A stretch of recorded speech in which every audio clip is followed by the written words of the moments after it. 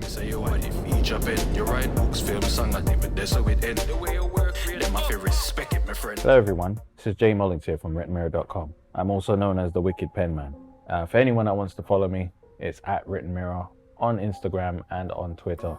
Also, the number one, Wicked, W-I-C-K-E-D, Pen, P-E-N-M-A-N, One Wicked Penman, Instagram and Twitter as well. writtenmirror.com /blog if you want to keep up with the blog. I'm also on Patreon if you'd like to support the channel. Spotify if you want to hear the music. Follow me, hit the heart.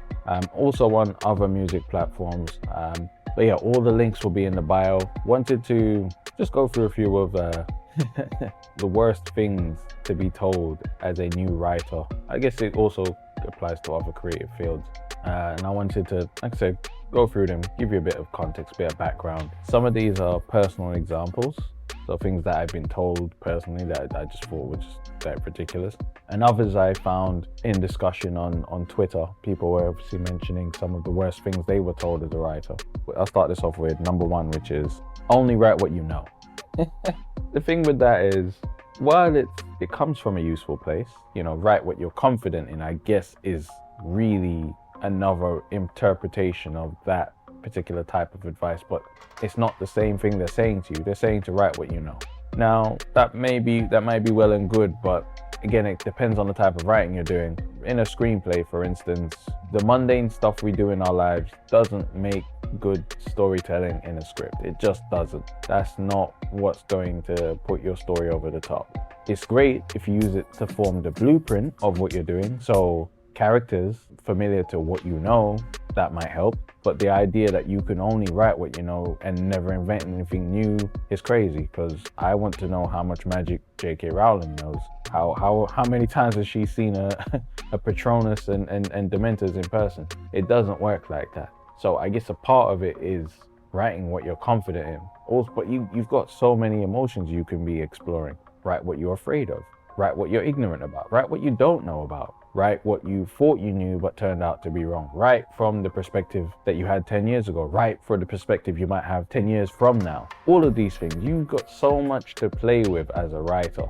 I think the worst thing you can be doing in the beginning is limiting yourself to only writing based on what you already know or have already personally lived. That's just too limiting, especially, like I said, depending on the type of writing you're doing.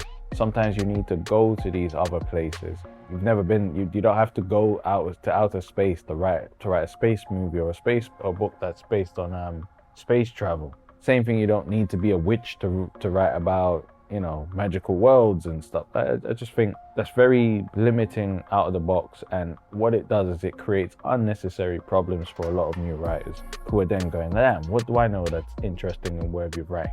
Instead of what they already had an instinct, or if they're being honest, a lot of them already have an instinct of what they should be writing, and I think that advice just gets in the way of it. What you first need to do is help writers find what they're passionate about. So maybe even if you were to say write what you're passionate about, now that's more open, because if you're passionate about cars, then you're going to write about cars. If you're passionate about magic or fantasy, that's where you're going to go. I think that's a more empathetic piece of advice. And even then, it might not necessarily be that whatever they're passionate about is what they should be writing about. But again, that's for the writer to figure out themselves. So I'd say that's the first piece of, like I say, kind of limiting, and like it's not as good advice as people that give it think it is. Another is to write in a traditional style. So it's got to be all linear. It's got to be, you start at the start, you go through the middle, and you get to the end. And it's like, no. Number one, in the shared knowledge of storytelling is that a story, for something to be a story, it must have a clear beginning, middle, and end. It doesn't have to be in that order. Lots of stories begin at the end, take you through the start, and then give you the middle, or whatever which way they want to put the thing together. And I think, again, writing linearly, so from beginning, middle, end, it might help a lot of writers. But then there are many writers that won't help, because they don't want to write that way and they don't want to think that way.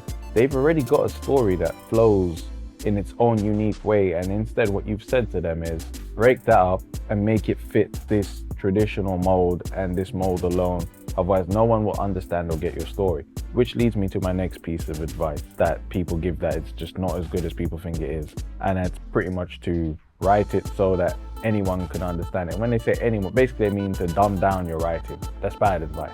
I think you should always write so your intellect level or what you understand, try to write that level or above. Never intentionally write a lower level of that. Just no, that doesn't make sense.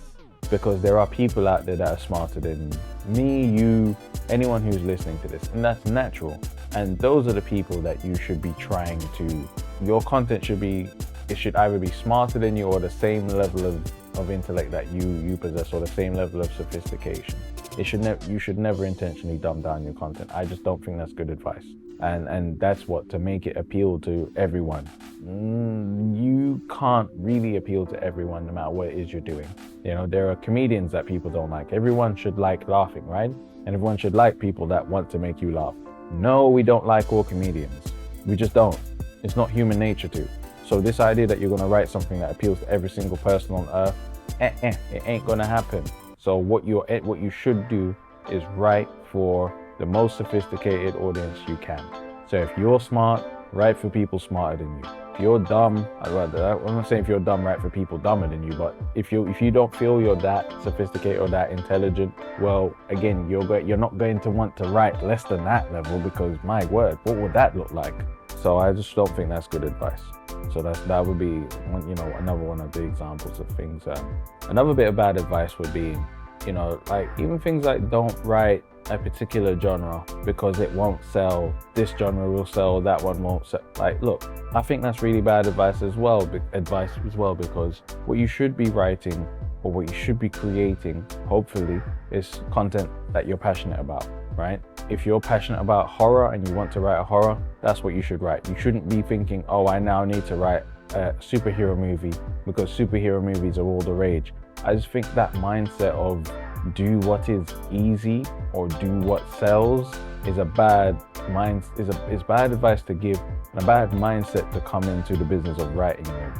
Writing should be something you care about. And again, there are differing varies of how much people should care about this stuff. Some people probably need to let go a little bit more, because caring is what leads to over-caring, I should say, or being overbearing is what leads to writer's block and different types of anxiety. It's just this inability to be able to let go and be free and let loose. But in general, like, you want writing to be a joyful experience. And if all you're doing is writing, you're phoning it in, you're not going to last very long, and it's not going to be a happy experience. So I would say that's really bad advice to give. Write the best piece of content you can.